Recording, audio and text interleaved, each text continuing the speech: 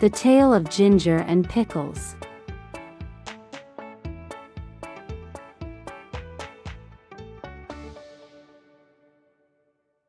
Once upon a time there was a village shop.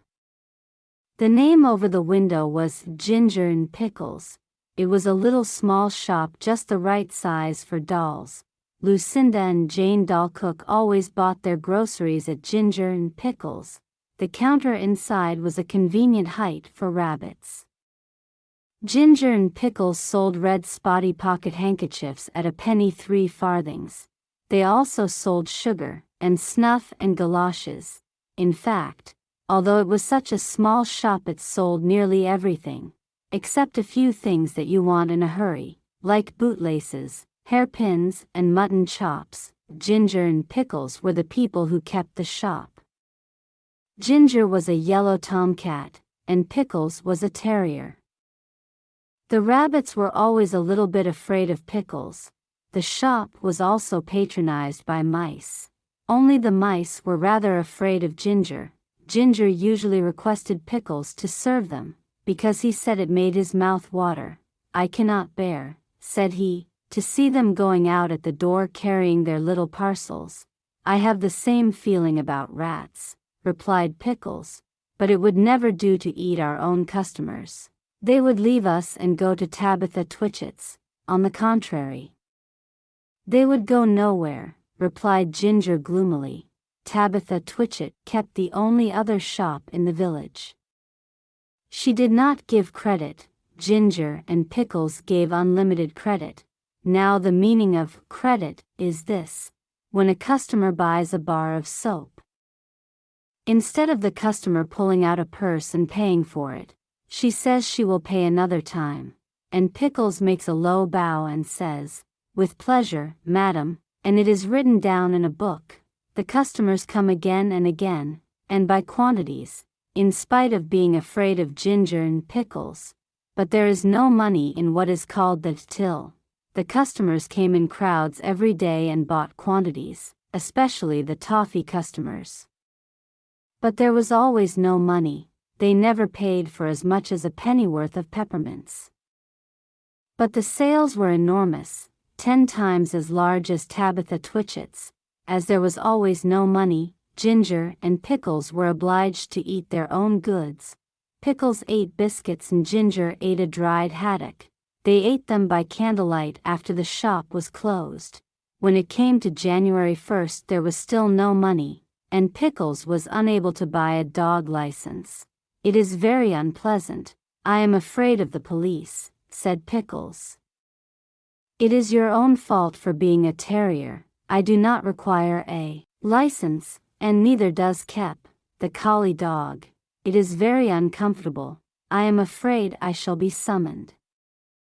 I have tried in vain to get a license upon credit at the post office," said Pickles. "The place is full of policemen. I met one as I was coming home. Let us send in the bill again to Samuel Whiskers, Ginger. He owes 22 for bacon. I do not believe that he intends to pay at all," replied Ginger, "and I feel sure that Anna Maria pockets things. Where are all the cream crackers? You have eaten them yourself," replied Ginger. Ginger and Pickles retired into the back parlor. They did accounts. They added up sums and sums, and sums. "Samuel Whiskers has run up a bill as long as his tail. He has had 1 3/4 ounce of snuff since October.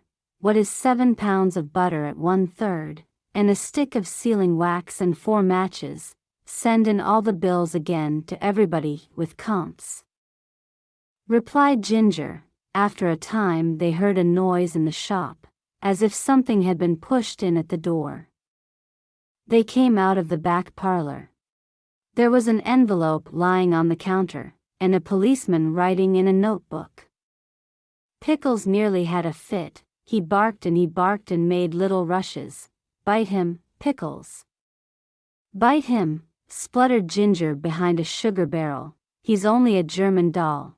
The policeman went on writing in his notebook. Twice he put his pencil in his mouth, and once he dipped it in the treacle. Pickles barked till he was hoarse. But still the policeman took no notice. He had bead eyes, and his helmet was sewed on with stitches.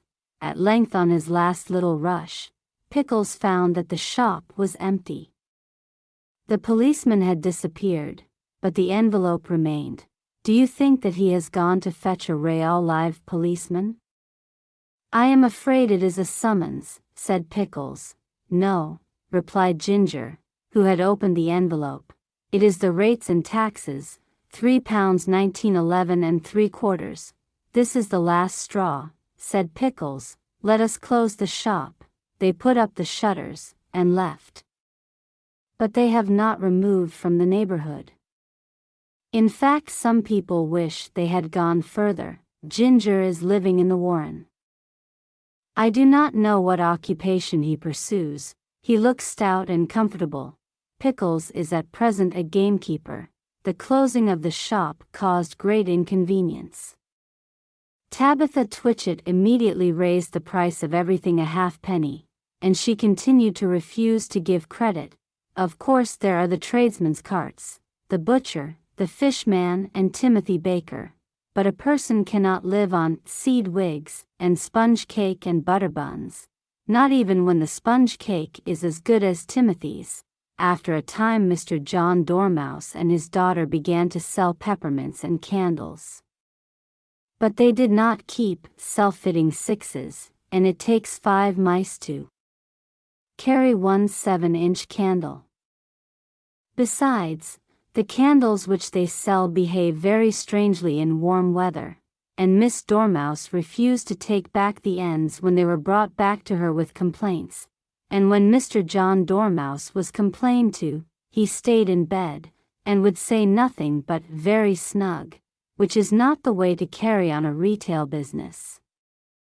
So everybody was pleased when Sally Henny Penny sent out a printed poster to say that she was going to reopen the shop. Henny's opening sale. Grand Cooperative Jumble. Penny's penny prices. Come buy, come try, come buy. The poster really was most enticing. There was a rush upon the opening day. The shop was crammed with customers, and there were crowds of mice upon the biscuit canisters. Sally Henny Penny gets rather flustered when she tries to count out change, and she insists on being paid cash, but she is quite harmless, and she has laid in a remarkable assortment of bargains. There is something to please everybody. The Tale of Jemima Puddle Duck.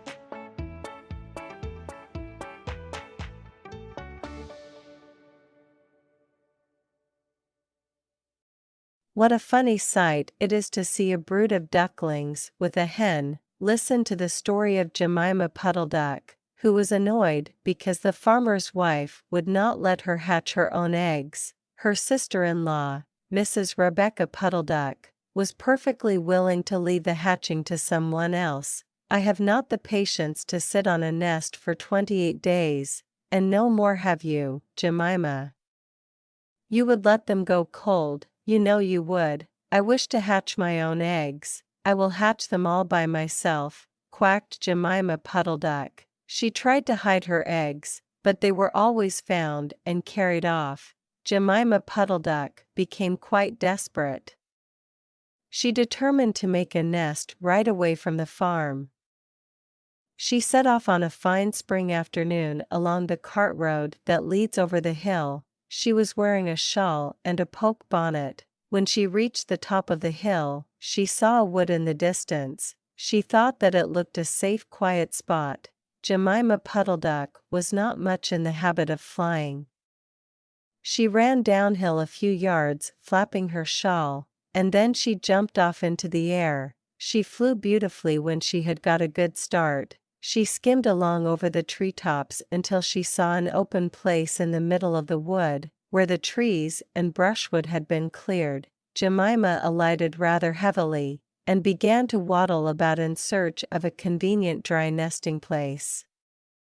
She rather fancied a tree stump amongst some tall foxgloves, but, seated upon the stump, she was startled to find an elegantly dressed gentleman reading a newspaper. He had black prick ears and sandy-colored whiskers. "Quack," said Jemima Puddle Duck, with her head and her bonnet on one side. "Quack." The gentleman raised his eyes above his newspaper and looked curiously at Jemima. "Madam, have you lost your way?" said he. He had a long bushy tail, which he was sitting upon. As the stump was somewhat damp, Jemima thought him mighty civil and handsome. She explained that she had not lost her way, but that she was trying to find a convenient dry nesting place. "Ah, is that so?" "Indeed," said the gentleman with sandy whiskers, looking curiously at Jemima. He folded up the newspaper and put it in his coat-tail pocket. Jemima complained of the superfluous hen. "Indeed. How interesting. I wish I could meet with that fowl. I would teach it to mind its own business, but as to a nest, there is no difficulty. I have a sackful of feathers in my wood shed." "No, my dear madam, you will be in nobody's way. You may sit there as long as you like," said the bushy long-tailed gentleman. He led the way to a very retired, dismal-looking house amongst the foxgloves. It was built of faggots and turf, and there were 2 broken pails, one on top of another, by way of a chimney. "This is my summer residence. You would not find my my winter house, so convenient," said the hospitable gentleman. There was a tumble-down shed at the back of the house, made of old soap boxes. The gentleman opened the door, and showed Jemima in. The shed was almost quite full of feathers. It was almost suffocating, but it was comfortable and very soft. Jemima Puddle Duck was rather surprised to find such a vast quantity of feathers. But it was very comfortable, and she made a nest without any trouble at all. When she came out, the sandy-whiskered gentleman was sitting on a log reading the newspaper. At least he had it spread out. But he was looking over the top of it. He was so polite that he seemed almost sorry to let Jemima go home for the night. He promised to take great care of her nest until she came back again next day. He said he loved eggs and ducklings. He should be proud to see a fine nestful in his wood shed. Jemima Puddle Duck came every afternoon. She laid 9 eggs in the nest. They were greeny white and very large. The foxy gentleman admired them immensely. He used to turn them over and count them when Jemima was not there. At last Jemima told him that she intended to begin to sit next day, "and I will bring a bag of corn with me, so that I need never leave my nest until the eggs are hatched." "They might catch cold," said the conscientious Jemima. "Madam, I beg you not to trouble yourself with a bag. I will provide oats. But before you commence your tedious sitting, I intend to give you a treat. Let us have a dinner party all to ourselves. May I ask you to bring up some herbs from the farm garden to make a savory omelette? Sage and thyme and mint and 2 onions and some parsley.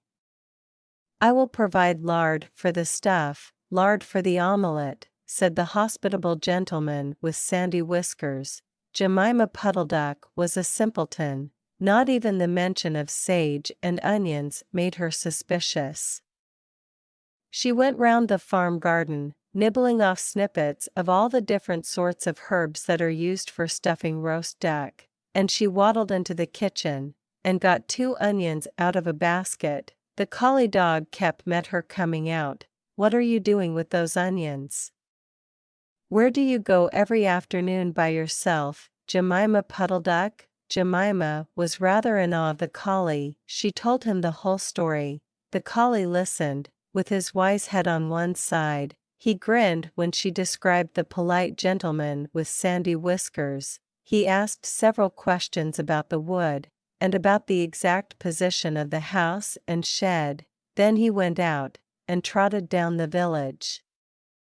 He went to look for two foxhound puppies who were out at walk with the butcher. Jemima Puddle Duck went up the cart road for the last time on a sunny afternoon. She was rather burdened with bunches of herbs and 2 onions in a bag. She flew over the wood and alighted opposite the house of the bushy long-tailed gentleman. He was sitting on a log. He sniffed the air and kept glancing uneasily round the wood. When Jemima alighted, he quite jumped. "Come into the house as soon as you have looked at your eggs. Give me the herbs for the omelette. Be sharp." He was rather abrupt. Jemima Puddle Duck had never heard him speak like that. She felt surprised and uncomfortable. While she was inside, she heard pattering feet round the back of the shed. Someone with a black nose sniffed at the bottom of the door, and then locked it. Jemima became much alarmed. A moment afterwards there were most awful noises: barking, baying, growls and howls, squealing and groans. And nothing more was ever seen of that foxy-whiskered gentleman. Presently Kep opened the door of the shed, and let out Jemima Puddle Duck. Unfortunately, the puppies rushed in and gobbled up all the eggs before he could stop them. He had a bite on his ear and both the puppies were limping. Jemima Puddle Duck was escorted home in tears on account of those eggs. She laid some more in June, and she was permitted to keep them herself, but only 4 of them hatched. Jemima Puddle Duck said that it was because of her nerves, but she had always been a bad sitter. The Tale of Mr. Jeremy Fisher.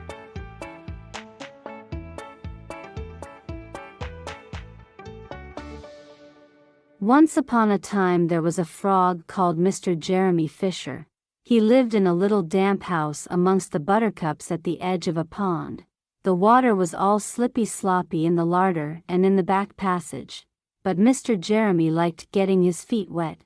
Nobody ever scolded him, and he never caught a cold. He was quite pleased when he looked out and saw large drops of rain splashing in the pond.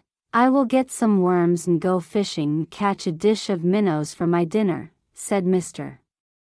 Jeremy Fisher. "If I catch more than 5 fish, I will invite my friends Mr. Alderman Ptolemy Tortoise and Sir Isaac Newton." The alderman, however, eats salad. Mr. Jeremy put on a mackintosh and a pair of shiny galoshes. He took his rod and basket and set off with enormous hops to the place where he kept his boat. The boat was round and green, and very like the other lily leaves. It was tied to a water plant in the middle of the pond. Mr. Jeremy took a reed pole and pushed the boat out into open water. "I know a good place for minnows," said Mr. Jeremy Fisher. Mr. Jeremy stuck his pole into the mud and fastened the boat to it. Then he settled himself cross-legged and arranged his fishing tackle. He had the dearest little red float.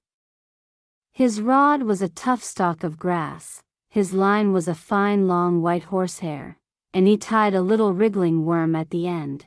The rain trickled down his back, and for nearly an hour he stared at the float. "This is getting tiresome. I think I should like some lunch," said Mr. Jeremy Fisher. He punted back again amongst the water plants, and took some lunch out of his basket. "And wait till the shower is over," said Mr. Jeremy Fisher. A great big water beetle came up underneath the lily leaf and tweaked the toe of one of his galoshes. Mr. Jeremy crossed his legs up shorter, out of reach, and went on eating his sandwich. Once or twice something moved about with a rustle and a splash amongst the rushes at the side of the pond. "I trust that is not a rat," said Mr. Jeremy Fisher. "I think I had better get away from here, Mr. Jeremy shoved the boat out again a little way, and dropped in the bait. There was a bite almost directly. The float gave a tremendous bobbit. "A minnow! A minnow! I have him by the nose," cried Mr. Jeremy Fisher, jerking up his rod. But what a horrible surprise! Instead of a smooth fat minnow, Mr. Jeremy landed little Jack Sharp the stickleback, covered with spines. The stickleback floundered about the boat, pricking and snapping until he was quite out of breath. Then he jumped back into the water, and a shoal of other little fishes put their heads out, and laughed at Mr. Jeremy Fisher.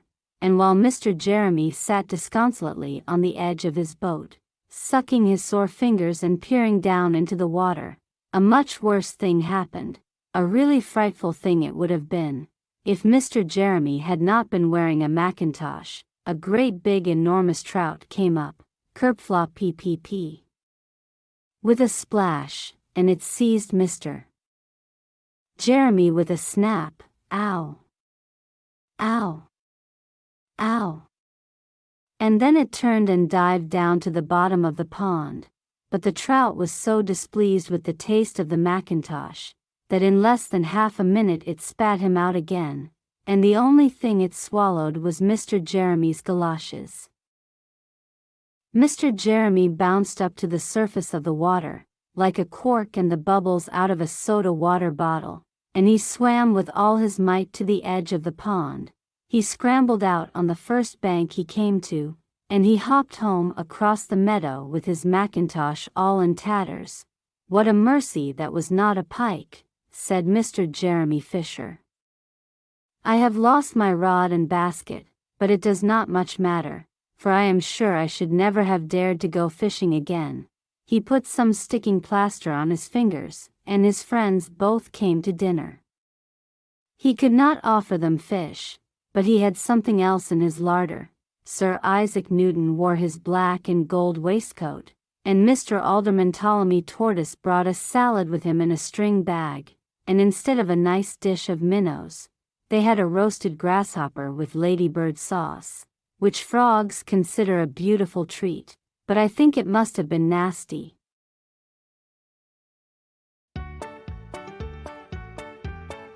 The Tale of Tom Kitten.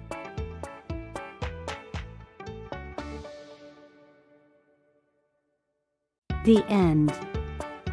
I hope you enjoyed. Don't forget to subscribe for more stories. Goodbye.